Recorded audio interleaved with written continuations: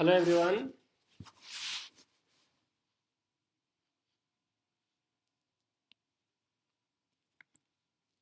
Sir good evening. Good evening ji, क्या हाल है? तो भाई इनकम टैक्स क्लासेस बोरिंग तो नहीं लग रही सबको? No sir, not at all. क्योंकि एक्चुअल में इसमें थ्योरेटिकल पार्ट ज़्यादा है। यस सर, एक्ट है सर, ऑफ कोर्स इसमें होगा सर। क्योंकि उसमें जो अगर एक्सेल का या टेली का था उसमें तो पूरा ही प्रैक्टिकल पार्ट था। तो इसमें सारे थ्योरेटिकल है। बट ये कि हम ट्राई करेंगे कि बीच बीच में प्रैक्टिकल करते रहें। तो जैसे कल किया था है ना।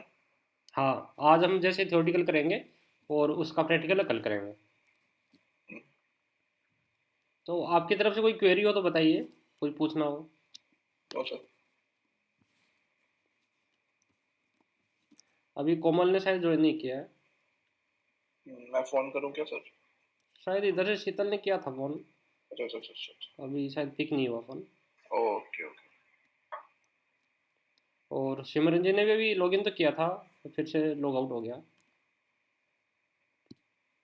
तो चलिए अभी स्टार्ट करें फिर। हाँ जी सर, बिल्कुल। चलिए अभी स्टार्ट करते हैं।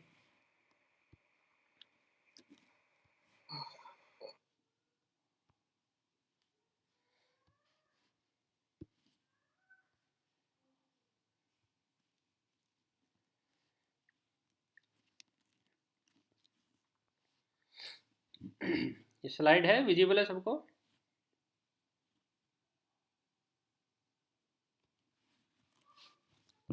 मनीष जी, स्लाइड विजिबल है सबको? Yes sir. Okay. Yes sir, visible है। जैसे हमने एलटीए का रूल पढ़ा था, अलाउंसेज में हमने पढ़ा था कि लीव ट्रेवल अलाउंस, ऐसे लीव ट्रेवल कंसेशन होता है, एक जैसा ही होता है। उसमें भी सेम ही रूल अप्लीकेबल होते हैं। तो जैसे इसमें क्या है, इसमें भी जैसे एक करंट ब्लॉक ईयर जो भी चल रहा है, 22 और 25 का, मतलब 2022 से 2025 तक का एक ब्लॉक चल रहा है as per leave travel concession वाले रूल में। तो उसमें इस ब्लॉक में आप 2 बार क्लेम कर सकते हैं जर्नी।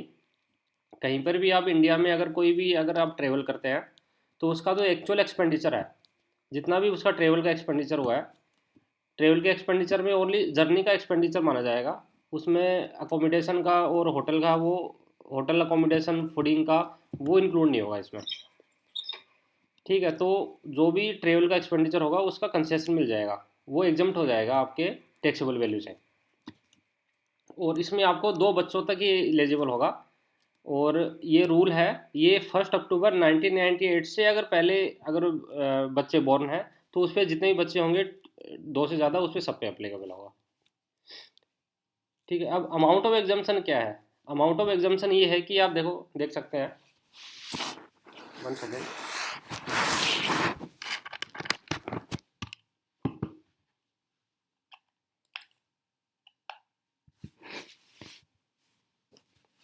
अगर जर्नी आपकी परफॉर्म हुई है एयर से, बाई एयर,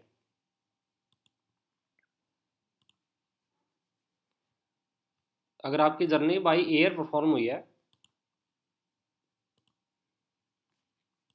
ठीक है, तो आपका एग्जाम्शन कितना होगा?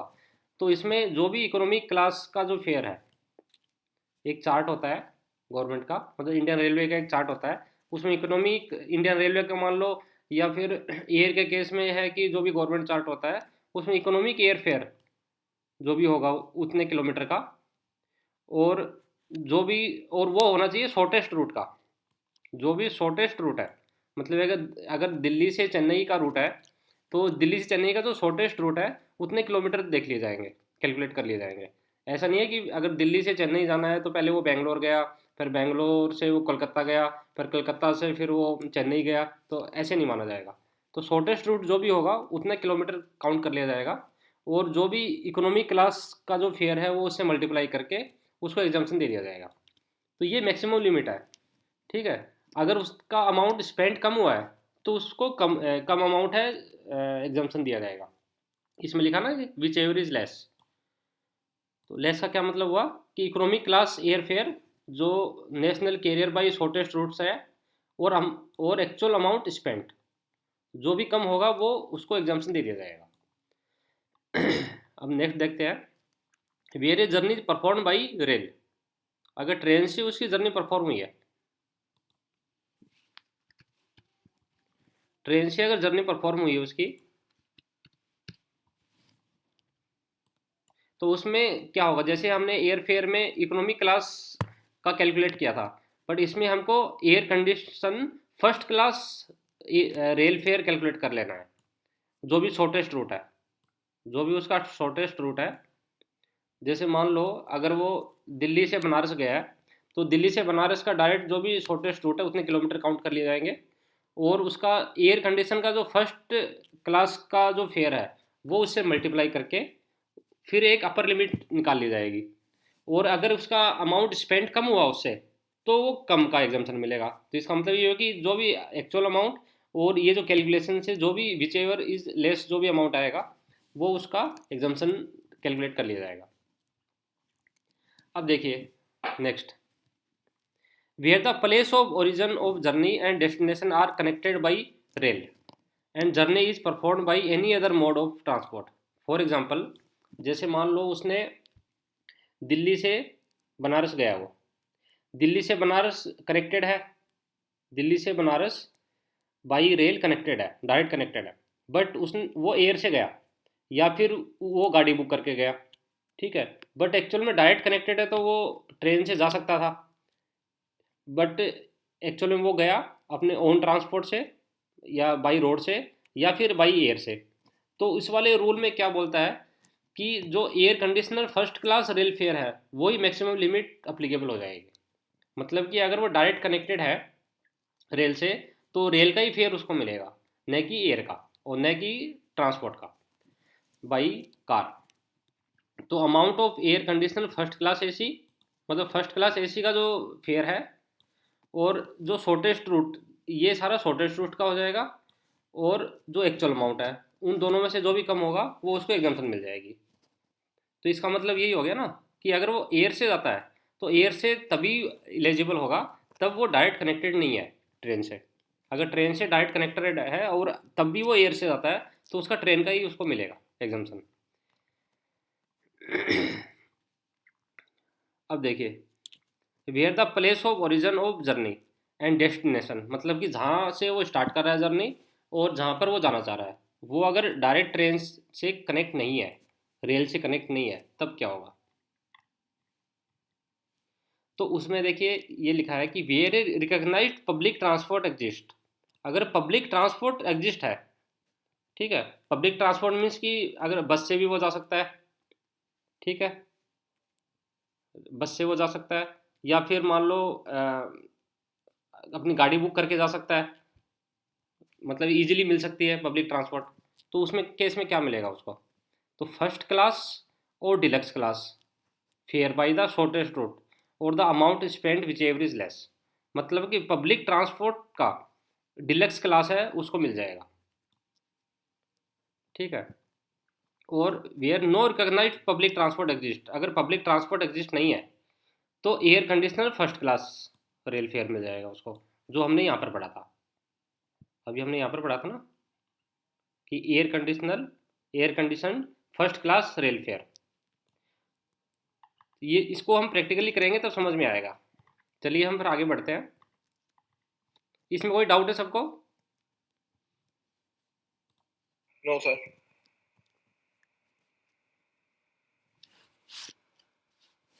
इसमें किसी को डाउट है या आगे बढ़े? यस सर, बढ़िया।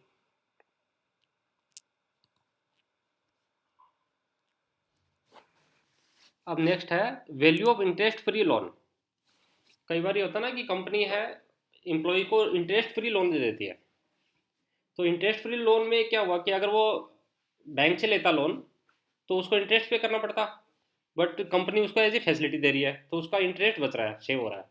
तो इंटरेस्ट सेव हो रहा है, इसका मतलब ये हो गया कि कंपनी उसको फैसिलिटी दे रही है। तो इस वाले केस में देखिए क्या रूल अप्लीकेबल है। फर्स्ट तो ये कि loan is aggregate does not exceed 20,000। इसका मतलब अगर 20,000 तक ही अगर वो लोन दे रहा है तब इसमें ये रूल अप्लीकेबल नहीं होगा। मतलब कि 20,000 रुपये तक वो एडवांस दे सकता है, एज ए लोन दे सकता है। 20,000 से ज़्यादा अगर लोन देगा वो तब ये रूल अप्लीकेबल होगा। फर्स्ट तो ये हो गया रूल। तो इसका मतलब ये है कि 20,000 से ज़्यादा ही अगर लोन अगर दे रहा है तो ही ये रूल अप्लीकेबल होगा। इसका मतलब परक्स है टैक्सेबल वैल्यू में ऐड हो जाएंगे। तो इसको कैसे कैलकुलेट कर किया जाएगा, पहले देखिए। Calculate interest on basis of SBI lending rate. आप SBI की वेबसाइट पे जाएंगे तो SBI लेंडिंग रेट एक निकलती है सॉरी। तो आपको क्या करना पड़ेगा, कैलकुलेट इंटरेस्ट, जो SBI लेंडिंग रेट है उसके हिसाब से आपको एक इंटरेस्ट कैलकुलेट करना है आप यहाँ पर चेक कर सकते हैं।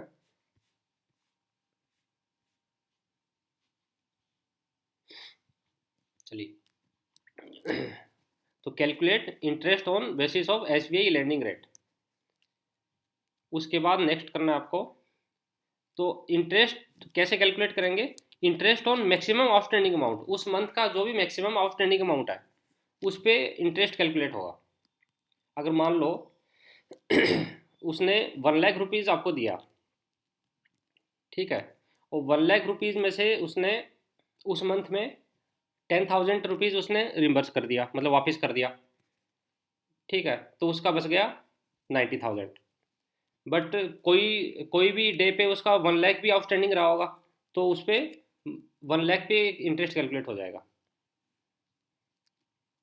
तो इसमें लिखा ना, interest on maximum outstanding monthly balance of advance is considered to determine any concession in interest. तो इंटरेस्ट के कैलकुलेशन में जो भी मंथली आउटस्टैंडिंग अमाउंट जिसका रहेगा उसके हिसाब से उसका कैलकुलेट होगा। जब हम प्रैक्टिकली करेंगे तब आपको थोड़ा अंडरस्टैंड होगा। तो इसमें देखिए लिखा ना, मैक्सिमम आउटस्टैंडिंग मंथली बैलेंस क्या होता है, तो balance of loan on the last day of the इस मंथ, उस मंथ पे एक मंथ का लास्ट डे पे जो भी उसका आउटस्टैंडिंग है वो उसका आउटस्टैंडिंग मंथली बैलेंस बन जाएगा। तो लोन ये मैंने बता दिया कि 20,000 से ज़्यादा अगर है तो उस पर ये अप्लीकेबल नहीं होगा। और नेक्स्ट क्या है, अगर लोन उसको कुछ स्पेसिफाइड डिजीज के लिए दिया गया है, loan is provided for a treatment of specified disease. इसमें इनकम टैक्स में एक रूल है 3A। 3A में जो भी उसका neurological disease, cancer, AIDS, chronic renal failure, haemophilia, जो भी स्पेसिफाइड डिजीज है उसके लिए अगर उसको लोन दिया गया है तो उस पर ये रूल अप्लीकेबल नहीं होगा। इसका मतलब उस वाले केस में कोई भी परक्स टैक्सेबल नहीं होंगे। वो अगर 20,000 से अगर 20,000 तक अगर उसको दिया गया है तब भी रूल अप्लीकेबल नहीं होंगे। अगर उससे ज़्यादा अगर दिया गया है तो उस पर आपको SBI लेंडिंग रेट है वो कैलकुलेट कर ली जाएगी, उस पर उसके हिसाब से इंटरेस्ट कैलकुलेट कर लिया जाएगा। तो फर्स्ट तो आपने SBI लेंडिंग रेट से इंटरेस्ट कैलकुलेट कर लिया, ठीक है। And interest paid by employee, अगर एम्प्लॉय ने कोई भी इंटरेस्ट पे किया है उस पर, एम्प्लॉय ने अगर कोई भी इस पर इंटरेस्ट पे किया है तो उसका जो डिफरेंस है वो कैलकुलेट कर लिया जाएगा, डिफरेंस अमाउंट। और डिफरेंस अमाउंट ही परक्विजिट वैल्यू हो जाएगी उसकी, डिफरेंस अमाउंट ही उसकी परक्विजिट वैल्यू होगी। क्योंकि एक्चुअल में अगर ये SBI से लोन लेता तो SBI की रेट लग जाती, वो इंटरेस्ट पे करता है SBI का, बट कंपनी ने तो रेंट फ्री दे दिया, इंटरेस्ट फ्री दे दिया। तो इंटरेस्ट फ्री देने से क्या हुआ, उसका इंटरेस्ट बच गया। तो क्या करेगा, SBI की रेट के हिसाब से उसका इंटरेस्ट कैलकुलेट कर लिया जाएगा। और अगर उसने कोई इंटरेस्ट पे किया भी है, मिनिमम किया है, मान लो उसकी रेट 8% है SBI की, उसने मान लो 2% ही उसने पे किया है, तो 2% तो उसने पे कर दिया। तो बेनिफिट कितने का मिला, बेनिफिट तो 6% का ही मिला। तो 6% है उसकी परक्विजिट वैल्यू में ऐड कर दिया जाएगा। चलिए नेक्स्ट बढ़ते हैं, इसमें कोई डाउट है? No sir. उसके बाद नेक्स्ट है हमारा value of perquisite in respect of movable assets. अगर उसको मूवेबल असेट्स अगर ट्रांसफर हुई है सॉरी ट्रांसफर नहीं, अगर मूवेबल असेट्स उसको यूज करने के लिए दिए है तब रूल क्या अप्लीकेबल होंगे। अगर असेट्स कौन सी है, अगर लैपटॉप एंड कंप्यूटर है, अगर उसको लैपटॉप एंड कंप्यूटर यूज करने के लिए दिया है तो उसमें कोई भी वैल्यू टैक्सेबल नहीं होगी। क्योंकि एक्चुअल में ऑफिस में अगर वो लैपटॉप और कंप्यूटर तो यूज़ करेगा, उसके बिना तो ऑफिस का काम भी नहीं हो पाएगा। तो उस वाले केस में अगर कंप्यूटर और लैपटॉप अगर वो यूज कर रहा है कंपनी का तो उसमें कोई भी वैल्यू टैक्सेबल नहीं होगी। उसके बाद नेक्स्ट आता है movable assets other than laptop and computer. Computer and laptop के अलावा अगर कोई वैल्यू, अगर कोई भी असेट्स है वो यूज कर रहा है तो उस वाले केस में देखिए द एक्चुअल कॉस्ट जो भी होती है उसको, जो भी एक्चुअल कॉस्ट होती है उसका 10% कैलकुलेट कर लिया जाएगा। ठीक है, 10% of the actual cost of such assets, जो भी एसेट्स है उसका 10% है एक्चुअल कॉस्ट का, कैलकुलेट कर लिया जाएगा। अगर 1 लाख रुपीज़ उसकी कॉस्ट है तो 10,000 रुपीज़ उसके पक्ष में ऐड हो जाएंगे। तो 10% ऑफ एक्चुअल कॉस्ट हो गया। और the amount of rent paid, अगर उसने मान लो उसकी एसेट नहीं है वो, जैसे मान लो उसको यूज करने के लिए एसी दे दिया, तो एसी अगर कंपनी का है तो डायरेक्ट 10% उसकी वैल्यू में ऐड हो जाएगा। अगर मान लो अगर एसी उसका नहीं है, उसने कहीं रेंट पे ले रखा है, हायर पे ले रखा है, तो जो भी वो रेंट पे कर रहा है तो वो एक्चुअल रेंट है वो उसके पर्क्स में ऐड हो जाएगा। ठीक है, या तो 10% ऑफ एक्चुअल कॉस्ट या फिर रेंट पेड और पेबल बाय द एम्प्लॉयर। और इसमें से जो हमने पहले ही पढ़ा था कि अगर उससे कोई अमाउंट रिकवर हुआ है उससे कम हो जाएगा, तो ये तो कॉमन है। इसमें कोई डाउट था? No sir. चलिए अब नेक्स्ट देखते हैं, value of perquisite in respect of movable assets sold to employ. कई बार ये होता है ना कि कंपनी को जैसे कंप्यूटर और इलेक्ट्रॉनिक्स यूज करने के लिए दे दिया, ठीक है, तो यूज करेगा तो कोई टैक्सेबल तो होगा नहीं। बट कई बार होता है कि चलो यूज यूज कर रहा हो, 5 ईयर यूज कर रहा है, 6 ईयर यूज कर रहा है, उसके बाद कंपनी क्या करती है कि आप एम्प्लॉय को दे देते हैं कि आप यूज कर लो, उसको हमेशा के लिए यूज कर लो। ठीक है, तो उसको ट्रांसफर मान लिया जाएगा, सोल्ड मान लिया जाएगा कि कंपनी ने उसके असेट्स को सोल्ड कर दिया है। या फिर कई बार ये होता है कि एसी है, कंपनी सोचती है कि चलो मैं एक फैसिलिटी देती हूँ, तो कंपनी एसी को यूज करने के लिए दे देती है। तो यूज करने के लिए देती है तो क्या करती है कि वो टैक्सेबल वैल्यू में ऐड हो गया पर्क्स में, यहाँ पर देखिए उसका 10% वैल्यू उसके टैक्सेबल वैल्यू में ऐड हो गया। बट अगर उसको सेल भी कर देती है उसको लास्ट में, अगर वो बोल देती है कि ठीक है एसी मैंने यूज करने के लिए दिया था आपको, आप फाइनली आप खुद ही रख लीजिए, तो उसको सेल मान लिया जाएगा। ठीक है, तो सेल मानने के लिए फिर देखिए क्या होगा। तो इसमें जो भी कंप्यूटर अगर इलेक्ट्रॉनिक्स है, अगर कंप्यूटर और इलेक्ट्रॉनिक्स अगर उसको यूज करने के लिए दिया है, मतलब ट्रांसफर कर दिया है उसको, सेल कर दिया है, तो वैल्यू ऑफ परक्विजिट्स क्या होगा। अगर कंप्यूटर एंड इलेक्ट्रॉनिक्स यूज करने के लिए दिया है, सॉरी यूज करने के लिए नहीं, सेल कर दिया है उसको, तो वैल्यू ऑफ परक्विजिट्स क्या होगा। तो इसकी एक डेप्रिसिएटेड वैल्यू निकाली जाएगी। डेप्रिसिएटेड वैल्यू निकालने के लिए क्या करेगा वो, पहले उसको जितने साल उसको यूज किया उसने, उसके हिसाब से उसको एक डेप्रिसिएटेड वैल्यू निकाली जाएगी। अगर मान लो 1 लाख रुपीज़ का है कंप्यूटर, 1 लाख रुपीज़ का है कंप्यूटर, तो अगर मान लो 1 साल उसने यूज किया है, तो उसका डायरेक्ट 50% कैलकुलेट कर लिया जाएगा और वो डेप्रिसिएटेड मान लिया जाएगा। तो 1 लाख का 50% 50,000 आ गया। ठीक है, तो 1 लाख में से 50,000 कम किया तो फाइनली 50,000 बच गया। तो 1 साल यूज करने के बाद उसकी वैल्यू रहेगी 50,000, उसको डेप्रिसिएटेड वैल्यू बोलते हैं। वो 1 साल की डेप्रिसिएटेड वैल्यू हो गई। अगर उसको 2 साल यूज करने के बाद दिया है, ठीक है, 2 साल यूज करने के बाद दिया है, तो उसकी डेप्रिसिएटेड वैल्यू कितनी हो गई थी, 50,000 हो गई थी। अब फिर से उसमें 50% लगाएंगे, तो 50% लगाने के बाद 25,000 उसकी डेप्रिसिएटेड वैल्यू बच जाएगी। 50,000 में से 25,000 हम कम कर देंगे क्योंकि 50% फिर से कम करना है हमको। तो 50,000 में से 25,000 कम करने के बाद अब लास्ट में रह जाएगी उसकी 25,000। अगर उसको 2 साल यूज़ किया है, अगर उसको 3 साल यूज़ किया है, तो ऐसे ही हम 25,000 में से उसके फिर से 50% मतलब 12,500 कम कर देंगे, तो लास्ट में उसकी वैल्यू बच जाएगी 12,500। ठीक है, 12,500।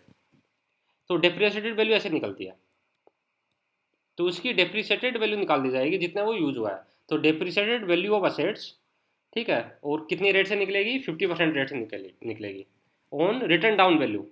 हर साल उसकी जो रिटर्न डाउन वैल्यू जो निकलती है, WDV बोलते हैं उसको, रिटर्न डाउन वैल्यू, मतलब कि पूरे साल में जब यूज हुई है उसको, उसमें से डिप्रिसिएशन का अमाउंट कम करने के बाद जो भी उसकी वैल्यू बचती है उसको रिटर्न डाउन वैल्यू बोलते हैं। तो जैसे 1 लाख में से 50,000 हमने कम किया था तो 50,000 बच गई थी, फिर 50,000 में से 25,000 कम किया तो 25,000 बच गई थी। तो ये सब सारी रिटर्न डाउन वैल्यू है। तो return down value for each completed year of use, जितना उसने पूरे मतलब कि कंप्लीटेड ईयर यूज किया है, ठीक है, तो उसने 3 साल यूज किया था, तो 12,500 उसकी वैल्यू बच गई थी। तो 12,500 पे उसको मान लिया जाएगा कि वो सेल कर दिया उसको, और less amount recovered from the employee, और उसमें से कम हो जाएगा जो भी अमाउंट अगर उससे रिकवर किया है वो उससे कम हो जाएगा। ऐसे ही मोटर कार और एनी अदर असेट्स का किया जाएगा, बस परसेंटेज चेंज हो जाएगा। हाँ जी, किसी को डाउट है? नहीं सर। निशा जी ने हैंड रेज किया है। ओह, नहीं सर, वो गलती से हो गया, लेकिन डाउट भी है कि हर साल 50% लेस होगी, तो ऐसे तो फिर 3 to 4 जैसे 1 लाख है तो फिर वैल्यू ही खत्म हो जाएगी। नहीं, एक्चुअल में रिटर्न डाउन वैल्यू पे कम करना है ना हमको। तो रिटर्न डाउन वैल्यू कैसे निकलेगी मतलब सर? जैसे मान लो 1 लाख रुपीज़ थी, 1 लाख रुपीज़ में हमने एक साल यूज़ किया उसको, ठीक है, तो जी 50% हमने उसका कैलकुलेट किया तो 50,000 बच गया। ओके 1 लाख में से 50,000 कम किया तो 50,000 बच गया, तो 50,000 रिटर्न डाउन वैल्यू होगी उसको एक साल के बाद। मतलब कि 1 ईयर के एंड पे उसकी रिटर्न डाउन वैल्यू बच गई 50,000। ठीक है। ठीक। अब 50,000 पे फिर हम 50% निकालेंगे, हम फिर से 1 लाख पे 50% नहीं निकालेंगे, बचे हुए वैल्यू पे हमको 50% निकालना है। तो 50,000 पे फिर हम 50% निकालेंगे तो 25,000 हमको कम कर देना है। ठीक है। तो ये 50% ही होता है कुछ, मतलब कैसे डिसाइड होता है ये ये? इनकम टैक्स के रूल में लिखा हुआ है। ठीक है सर, ओके। हाँ, ये इनकम टैक्स का रूल है कि 50% आपको मान लेना है अगर कंप्यूटर एंड इलेक्ट्रॉनिक्स है तो। सर ईयरली बेसिस पे होगा ना ये? हाँ, हर ईयरली साल? है, ईयरली। ठीक है। ठीक है। तो कंप्यूटर एंड इलेक्ट्रॉनिक्स है तो 50%, और अगर मोटर कार अगर वो बेच रहा है तो 20% मान लिया जाएगा। हाँ जी। अगर इसलिए मोटर लास्ट में जैसे आप कहते हैं बाद में वो हमारे ही हो जाता है। अगर कंपनी बेच रही है तब, अगर कंपनी नहीं बेचना चाह रही है तो नहीं बेचेगी। ठीक है। ठीक है। तो मोटर कार अगर बेच रही है कंपनी यूज करने के बाद तो 20% रिटर्न रिटर्न डाउन वैल्यू कम कर देगी। अब जैसे मान लो 1 लाख रुपीज़ था, मान लिया कि मोटर कार 1 लाख रुपीज़ की है और 1 लाख रुपीज़ में से हमको 20% कम करना है, तो एक साल के बाद उसकी 20% मतलब 20,000 कम हो गया, तो अब उसकी वैल्यू कितनी रहेगी? 80,000। ठीक है। अब 80,000 वैल्यू कम रह गई। अब फिर से मान लो हमको फिर से सेकेंड ईयर यूज करना है, तो सेकेंड ईयर यूज करेंगे तो हमको 80,000 का 20% निकाल लेना है। ठीक है। उसके बाद फिर से हम जो वैल्यू बचेगी उसके बाद नेक्स्ट ईयर जो भी वैल्यू बची उसका 20% निकाल लेना है। तो जो वैल्यू बचेगी उसका फिर परसेंटेज निकालना है, नहीं कि ओरिजिनल वैल्यू का। जो ओरिजिनल वैल्यू 1 लाख था उसका 50%, मतलब उसका परसेंटेज बस वन टाइम ही निकालना है। ऐसा नहीं कि हर बार हम ओरिजिनल वैल्यू का ही परसेंटेज निकाल रहे हैं, जो भी वैल्यू बचेगी उसका परसेंटेज निकालना है। इसको रिटर्न डाउन वैल्यू बोलते हैं। Okay sir. ठीक है। उसके बाद एनी अदर असेट्स, अगर मोटर कार और कंप्यूटर एंड इलेक्ट्रॉनिक के अलावा अगर कोई असेट्स है तो उस पर 10% वैल्यू अप्लीकेबल हो जाएगी। और 10% वैल्यू में देखिए क्या है, SLM मेथड है। SLM, ये था WDV मेथड। ये देखिए कंप्यूटर एंड इलेक्ट्रॉनिक पे WDV मेथड था कि जो भी रिटर्न डाउन वैल्यू बची उस पर परसेंटेज निकालना है। बट एनी अदर असेट्स पे SLM मेथड है, स्ट्रेट लाइन मेथड।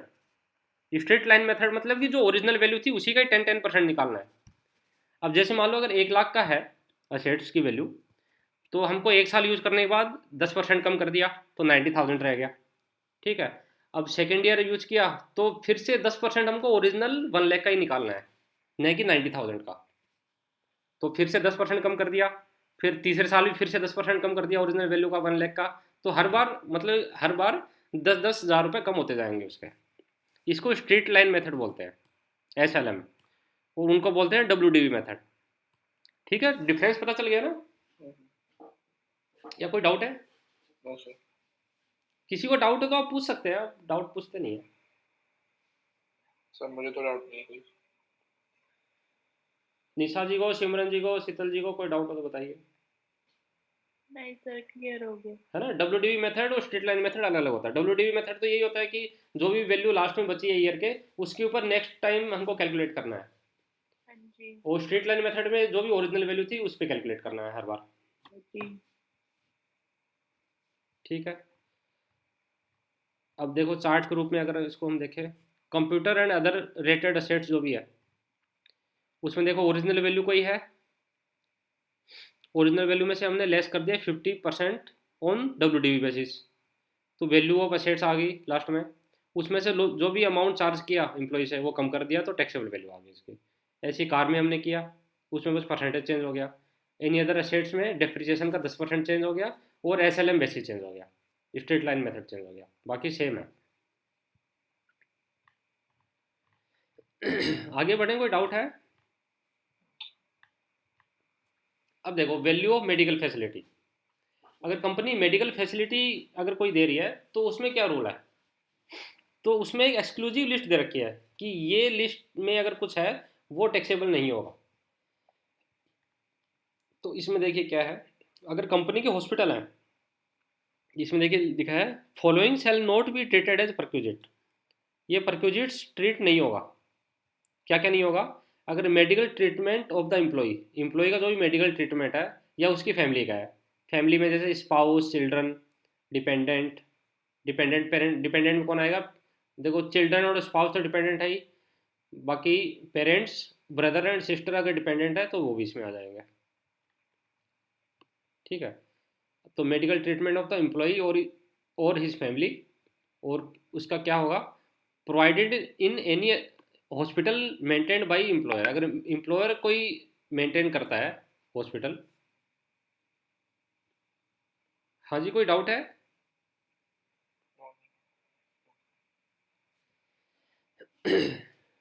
अगर एम्प्लॉयर कोई मेंटेन कर रहा है हॉस्पिटल, मतलब BHL के हॉस्पिटल, ऐसा मान लो BHL के हॉस्पिटल है, BHL के हॉस्पिटल में जो भी फैसिलिटी दे रहा है एम्प्लॉय को, वो टैक्सेबल नहीं होती हमारी।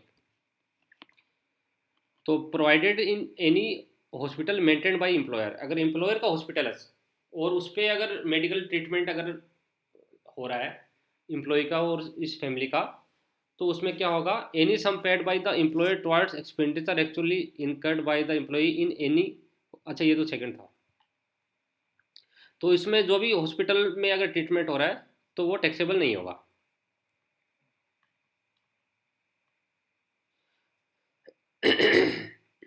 अब एक रूल हो रहा है कि अगर चीफ कमिश्नर में रजिस्टर्ड है कोई हॉस्पिटल, अगर कोई हॉस्पिटल है वो मेंटेन बाय एम्प्लॉयर, अगर एम्प्लॉयर कोई मेंटेन कर रहा है, या कोई गवर्नमेंट का कोई हॉस्पिटल है, या कोई लोकल अथॉरिटी का कोई हॉस्पिटल है, या other hospital approved by central government, अगर सेंट्रल गवर्नमेंट में कोई हॉस्पिटल अप्रूव किया है और उसमें अगर ट्रीटमेंट होता है, और वो hospital chief commissioner, income tax का जो चीफ कमिश्नर है उसमें रजिस्टर्ड है। ठीक है, और वो भी एक प्रिस्क्राइब डिजीज में है, अगर कुछ प्रिस्क्राइब डिजीज है, ठीक है, वो एक लिस्ट में दे रखा है, जब हम आगे बढ़ेंगे तो हम बताएंगे। तो प्रिस्क्राइब डिजीज है, कुछ कुछ स्पेसिफिक डिजीज लिख रखी है, ठीक है, उस डिजीज का अगर ट्रीटमेंट होता है और ऐसे हॉस्पिटल में होता है जो चीफ कमिश्नर के द्वारा रजिस्टर्ड है, तो उसमें भी कोई भी परीक्षा टैक्सेबल नहीं होंगे। उसके बाद नेक्स्ट आता है premium paid by any employer by the cheque to the general insurance. अगर कोई इंश्योरेंस को अगर कोई कंपनी प्रीमियम पे करती है, कई बार ये होती है ना कि एम्प्लॉय के नाम पे एक इंश्योरेंस खोल देती है, ठीक है, तो उसमें अगर इंश्योरेंस का अगर पैसा वो देती है कंपनी, तो कई बार जैसे क्या होता है कि एम्प्लॉय अगर मान लो कुछ डिजीज है तो अब डायरेक्ट वो हॉस्पिटल में जाता है और उससे इंश्योरेंस कंपनी से रिम्बर्स करवा लेता है। तो अगर कंपनी है वो इंश्योरेंस का भी अगर पे कर रही है इंश्योरेंस कंपनी को, तो वो भी कोई टैक्सेबल नहीं होगा। उसके बाद अगर 50,000 से ज़्यादा अगर पे कर रही है, मतलब 50,000 तक पे कर रही है, ये एक्चुअल में रूल ये हट गया है अभी। जब स्टैंडर्ड डिडक्शन आया था, मैंने आपको पहले बताया था, स्टैंडर्ड डिडक्शन आने के बाद ये जो भी 15,000 वाला जो रूल है वो हट गया था। पहले क्या था, 15,000 तक तो टैक्स फ्री होता था, उसके बाद अगर कोई रिम्बर्स कर रहे हैं, अगर कोई बाहर के हॉस्पिटल का जो भी एक्सपेंडिचर है वो अगर रिम्बर्स हो रहा है तो 15,000 तक ही टैक्स फ्री होता था, उसके बाद टैक्सेबल हो जाता था। बट अब तो 1 रुपये भी अगर कोई भी रिम्बर्स कर रहा है तो टैक्सेबल हो जाएगा, क्योंकि 15,000 वाली लिमिट हट गई है, उसकी जगह स्टैंडर्ड डिडक्शन वाली लिमिट आ गई है। और अगर आउटसाइड इंडिया भी अगर कोई टैक्सेबल होता है तो उसके भी कुछ रूल हैं, ठीक है। तो कुछ मेडिकल एक्सपेंसेस हैं जो RBI परमिटेड करती है, ये कुछ ज़्यादा इंपॉर्टेंट नहीं है, छोड़ दीजिए। अगर उसका अगर 2 लाख से 2 लाख तक अगर ग्रोस सैलरी है, अगर उसकी ग्रोस सैलरी 2 लाख रुपए तक है, तो उसका जो ट्रेवल एक्सपेंडिचर है वो फिर परक्यूजिट से कम हो जाएगा। तो ये ज़्यादा इंपॉर्टेंट नहीं है, छोड़ दीजिए। अब है value of motor car. Value of motor car में क्या है, अगर मान लीजिए एक तो हो गया कि कार उसको ट्रांसफ़र कर दी, ठीक है, बट कई बार ये हो सकता है ना कि कार उसको यूज करने के लिए दे दी कंपनी ने। अगर मान लो कंपनी का एजीएम जीएम या कोई भी बड़ा अधिकारी है, उसको कंपनी ने यूज करने के लिए दे दी कार कि आप यूज कीजिए, चलाइए इसको, और इसका जो भी डीजल का ड्राइवर का जो भी खर्चा हुआ, वियर एंड टीयर, जो भी रिपेयर मेंटेनेंस जो भी खर्चा हुआ कंपनी बोर्न करेगी। तो एक्चुअल में ये फैसिलिटी दे रही है कंपनी उसको, ठीक है। अगर मान लो अगर ये नहीं होता तो उसको पर्सनल एक्सपेंडिचर बोर्न करना पड़ता। तो इस वाले केस में टैक्सेबिलिटी का क्या रूल है देखिए। तो एक्सक्लूसिव फॉर ऑफिशियल पर्पज, अगर वो कार अगर ऑफिशियल पर्पज के लिए यूजफुल है तो इसमें कोई भी मतलब टैक्सेबल नहीं होगा, नील टैक्सेबल होगा, क्योंकि वो पर्सनल यूज के लिए नहीं है। फिर नेक्स्ट है एक्सक्लूसिवली फॉर प्राइवेट पर्पज, मतलब पर्सनल पर्पज के लिए उसके, तो उसमें देखिए क्या टैक्सेबल होगा। इसमें actual running and maintenance expenditure, मतलब उसका एक्चुअल जो डीजल का, पेट्रोल का या सीएनजी का या कोई भी टाइप का अगर खर्चा आ रहा है, एक्चुअल रनिंग कॉस्ट या कोई मेंटेनेंस कॉस्ट आ रही है, ठीक है, वो प्लस रिम्बर्समेंट ऑफ ड्राइवर, अगर कंपनी ड्राइवर का भी रिम्बर्समेंट कर रही है प्लस वो हो गया, plus actual wear and tear, मतलब एक्चुअल जो वियर एंड टीयर है एट द रेट कौन से रेट पे, 10% पर एनम ऑफ कॉस्ट और हायर चार्जेस। अगर मान लो कंपनी की कार है तो उसका 10% actual wear and tear add हो जाएगा उस वाली वैल्यू में, अगर कंपनी की कार है तो, क्योंकि कॉस्ट तो तभी आई। उसके बाद अगर हायर चार्जेज है और हायर चार्जेज, तो उसका अगर हायर चार्जेज भी है तो वो भी इसमें ऐड हो जाएगा। If car taken on higher charges less amount recovered, अगर कोई भी अमाउंट अगर उससे रिकवर हो गया है तो वो तो कम हो ही जाना है। तो इसमें देखिए क्या क्या ऐड हुआ, एक्चुअल रनिंग कॉस्ट ऐड होगी पेट्रोल डीजल का, मेंटेनेंस कॉस्ट ऐड हो गई, रिम्बर्समेंट ऑन ड्राइवर, ड्राइवर का रिम्बर्समेंट है वो ऐड हो गया, और एक्चुअल वारंटी है 10% ऐड हो गया उसकी कॉस्ट का, या फिर हायर चार्जेस ऐड हो गया अगर वो हायर पे है तो और नीचे क्या क्या कम हो गया, अमाउंट रिकवर्ड, कोई भी अमाउंट अगर रिकवर है वो कम हो गया, ठीक है। ये हम प्रैक्टिकली करेंगे तब इजीली समझ में आएगा। उसके बाद both official and private purpose, अगर ऑफिशियल पर्पज के लिए भी है और प्राइवेट पर्पज के लिए है, मतलब हम डिसाइड नहीं कर पा रहे कि उसने ऑफिशियल पर्पज के लिए कितना यूज़ किया है, प्राइवेट पर्पज के लिए कितना यूज़ किया है, तो देखिए क्या रूल है। ये तो एक्सक्लूसिव फॉर प्राइवेट पर्पज था, तो प्राइवेट पर्पज है तो हमको पता है कि भी डीजल का कितना खर्चा आया, पेट्रोल का कितना खर्चा आया, मेंटेनेंस का कितना खर्चा आया, ड्राइवर का स्पेसिफिक इसी के लिए था तो कितना खर्चा आया। बट इस वाले केस में हमको नहीं पता चलता कि वो कभी प्राइवेट यूज़ भी कर रहा है कभी ऑफिशियल यूज़ भी कर रहा है। तब देखिए क्या रूल है, running and maintenance born by, अगर रनिंग एंड मेंटेनेंस मतलब पेट्रोल डीजल जो भी डलवा रहा है, कौन डलवा रहा है, वो अगर एम्प्लॉयर डलवा रहा है, कंपनी डलवा रही है, ठीक है। तो देखिए अगर गाड़ी 1.6 सीसी अगर उसका इंजन है, अगर 1.6 सीसी उसका इंजन है और 1.6 सीसी से ज़्यादा अगर इंजन है उसका, तो उन दोनों पे अलग अलग रेट है। 1.6 सीसी इंजन का क्या मतलब हुआ कि मान लो वो बड़ी गाड़ी नहीं है, सिंपल मान लो मारुति की इग्निस गाड़ी है या वैगनार गाड़ी है, ठीक है, और अगर 1.6 एक्सीड से क्या हुआ, तो वो मान लो होंडा सिटी है या फिर और हायर गाड़ी पे चले जाइए, ठीक है। तो जितने अगर इसमें ज़्यादा होगा, अगर मतलब 1.6 सीसी से अगर ज़्यादा होगा इसका मतलब इसमें ज़्यादा पेट्रोल लगेगा, और अगर कम होगा तो कम पेट्रोल लगेगा। तो इसमें एक रेट दे रखी है 1800 पर मंथ, 1800 पर मंथ उसका मेंटेनेंस कॉस्ट हो गया, मेंटेनेंस प्लस पेट्रोल हो गया, और प्लस ड्राइवर का कितना माना जाएगा, ₹900 पर मंथ। तो 900 पर मंथ और प्लस 1800 पर मंथ ऐड हो जाएगा उसके परक्यूजिट्स में। और अगर गाड़ी अगर 1.6 सीसी से ऊपर है, 1.6 सीसी से अगर ऊपर है तो ₹2400 और 900, मतलब ड्राइवर में कोई चेंज नहीं है, बट जो उसका जो रनिंग कॉस्ट है वो चेंज हो जाएगा, वो 1800 से 2400 हो जाएगा। और अगर जो भी मेंटेनेंस उसका है वो कौन बोर्न कर रहा है, रनिंग एंड मेंटेनेंस कौन बोर्न कर रहा है, इम्प्लॉय कर रहा है, इसका मतलब कि इम्प्लॉय ही उसमें पेट्रोल डलवा रहा है।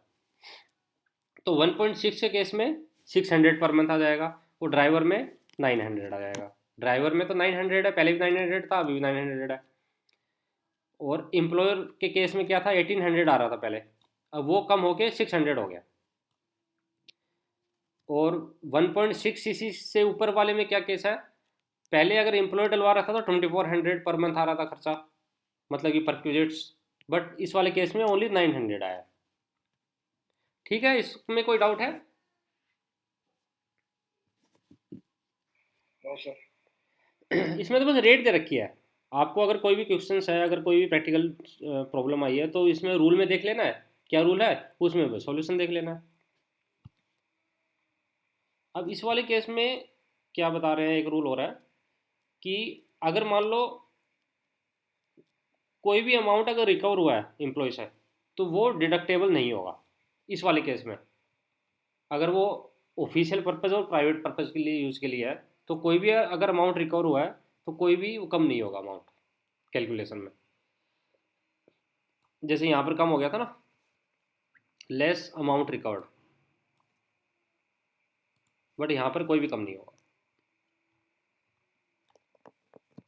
तो ये वाला जो हमने पढ़ा था, इसमें क्या केस था, ओन्ड और hired by employer and used.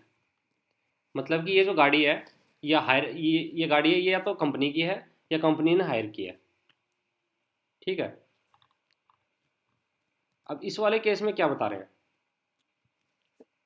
कि ये जो गाड़ी है ये एम्प्लॉय की है, ये गाड़ी एम्प्लॉय की है। तो एम्प्लॉय वाले केस में क्या है कि वो कंपनी, मतलब कि वो तो कंपनी की गाड़ी थी और ये है एम्प्लॉय की गाड़ी। बट एम्प्लॉय की गाड़ी में देखिए क्या क्या रूल है, exclusive for official purpose.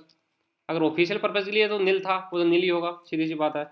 Exclusively for private purpose, अगर प्राइवेट पर्पज के लिए है तो actual expenditure incurred by employer, जो भी एम्प्लॉयर ने एक्चुअल एक्सपेंडिचर इनकर किया है और अमाउंट को भी रिकवर हुआ है वो कम हो जाएगा। और both official and private purpose, अगर प्राइवेट और ऑफिशियल पर्पज के लिए है तो running and maintenance born by, कौन बोर्न कर रहा है, अगर एम्प्लॉयर बोर्न कर रहा है तो इसमें इस वाले केस में एक्चुअल एक्सपेंडिचर आएगा, कोई भी एक्चुअल एक्सपेंडिचर और माइनस 900 पर मंथ, इसमें 900 पर मंथ माइनस हो जाएगा। और सेकंड वाले केस में अगर एम्प्लॉय बोर्न कर रहा है तो इसमें कोई भी टैक्स नहीं लगेगा, क्योंकि गाड़ी तो कंपनी की थी, तो कंपनी बोर्न कर रहा है, मतलब गाड़ी तो इसकी थी, एम्प्लॉय की थी, और एम्प्लॉय बोर्न कर रहा है सब कुछ, तो इसमें तो कोई मतलब ही नहीं है कि कोई परक्यूजिट्स ऐड होगा। अब इसमें बस कुछ फॉर्मेलिटीज है, employer should maintain complete detail of journey undertaken for official purpose, मतलब जो भी ऑफिशियल पर्पज के लिए कोई भी अगर जर्नी उसने की है उसकी डिटेल वो कंपनी को दे देगा या कुछ सर्टिफिकेट देगा एक, बस यही है। चलिए कुछ अब मिसलिनियस रह गए, ये भी कंप्लीट करते हैं। इसमें देखिए, free meal during the office hour, अगर फ्री मील की फैसिलिटी अगर दी है उसको, तो इसमें actual cost to the employer in excess of ₹50 per मील और टी और स्नैक्स, मतलब ₹50 के ऊपर अगर मान लो कोई भी कॉस्ट आ रही है कम एम्प्लॉयर की, तो उसके ऊपर टैक्सेबल हो जाएगा। मतलब 50, अगर ₹60 आ रही है, ठीक है, तो एक्सेस ऑफ ₹50, मतलब ₹10 ही वो उसके पर्क्स में ऐड हो जाएगा अगर फ्री मिल दे रहा है तो। वो free meal in remote area of offshore installation area in not taxable perquisite, मतलब अगर कोई रिमोट एरिया में अगर कोई मिल दे रहा है तो वो टैक्सेबल नहीं होगा। इसमें फिर वैल्यू ऑफ एनी गिफ्ट और वाउचर, गिफ्ट और वाउचर में क्या रूल है देखिए, value of gift in case the aggregate value of gift during the previous year is less than 5000, then it is not a taxable perquisite, मतलब 5000 से कम अगर कोई भी वैल्यू है उसकी, वो टैक्सेबल नहीं होगी। अब देखिए, गिफ्ट वाउचर और टोकन में क्या है, अगर कैश में अगर कोई गिफ्ट वाउचर मिल रहा है तो 100% टैक्सेबल होगा। और अगर मान लो उसको गिफ्ट अगर कोई काइंड में दिया है, काइंड मतलब अगर कोई भी गिफ्ट मिला है, कोई भी वस्तु मिली है उसको, तो उसकी 5000 तक ही वो टैक्स फ्री है। Value of gift of up to 5000 in total during the previous year shall be exempt, excess shall be taxable, तो अगर जो भी अगर एक्स्ट्रा जो भी मिला है उसको वो टैक्सेबल हो जाएगा, 5000 तक टैक्स फ्री है। फिर है expenditure incurred on credit card और add on card including membership fees and annual fees, अगर कोई क्रेडिट कार्ड या इस टाइप की अगर फैसिलिटी दे रखी है तो actual expenditure to employer is taxable, जो भी एक्चुअल एक्सपेंडिचर हुआ है एम्प्लॉयर पे, एम्प्लॉयर ने अगर कोई भी एक्चुअल एक्सपेंडिचर किया है वो टैक्सेबल हो जाएगा। और उसमें से क्या कम हो जाएगा, amount record from the employee if he incurred official purpose and supported by necessary document. मतलब कि अगर एक्चुअल एक्सपेंडिचर है उससे कोई भी मतलब कि रिकवर हुआ वो कम हो जाएगा, वो तो हमने पहले भी पढ़ा था। सॉरी। अब नेक्स्ट आता है एक्सपेंडिचर ऑन क्लब और अदर देन हेल्थ क्लब और स्पोर्ट्स क्लब। इसमें भी स्पोर्ट्स क्लब हेल्थ क्लब पे कोई भी अगर अमाउंट एक्सपेंडिचर अगर बॉर्न हुआ है तो वो पूरा टैक्सेबल हो जाएगा और उसमें से कम हो जाएगा जो भी अगर उससे रिकवर हुआ है। वो एनी अदर बेनिफिट अगर कोई दिया है तो कॉस्ट ऑफ द एम्प्लॉयर, कोई भी कॉस्ट एम्प्लॉयर की है वो उसमें से जो भी अमाउंट रिकवर है, ये तो कॉमन है। तो चलिए हमारा परक्विजिट्स पूरा हो गया आज। इसमें कोई डाउट हो तो बताइए। नहीं सर।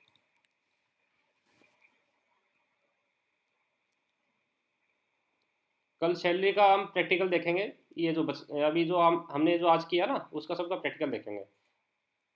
सर कल के सेशन के नोट शेयर कर देना सर। हाँ वो कल के रह गए थे तो कल के कर दूंगा मैं आपको। आई थिंक उससे पहले के शायद नहीं हुए थे। पहले के भी अगर रह गए तो सारे कर दूंगा मैं। हाँ कर देना सर प्लीज। अब किसी को डाउट हो तो बताइए। हाँ सर।